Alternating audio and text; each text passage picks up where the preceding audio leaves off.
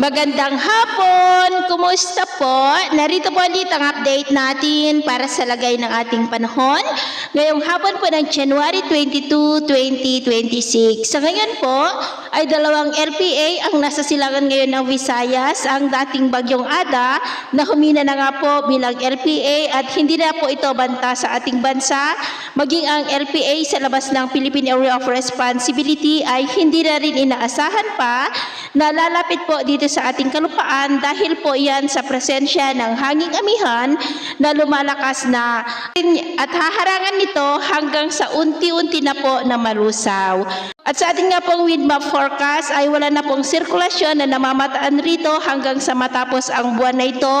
Indikasyon po na walang banta ng bagyo. At sa lagay ng ating panahon, ngayong hapon ay nakakaranas ng maulap na kalangitan with isolated rains.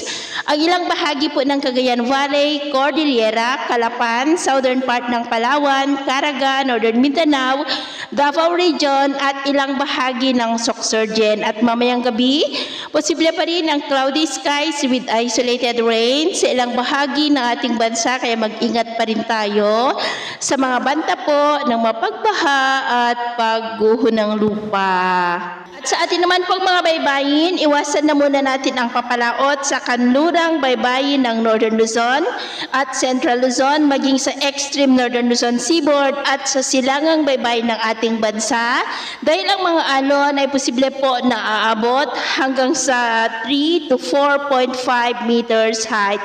Kaya hanggat maaari ay iwasan na po muna natin ang papalaot dyan sa mga may kulay pula para mas makaiwas sa mga sakunang pangkaragatan. So ito ang latest update natin sa araw na ito. At ako po muli si James na nagsasabing sa kahit na pagsubok po na darating sa ating buhay, huwag na huwag po tayong mawawalan ng pag-asa. Thank you and God bless!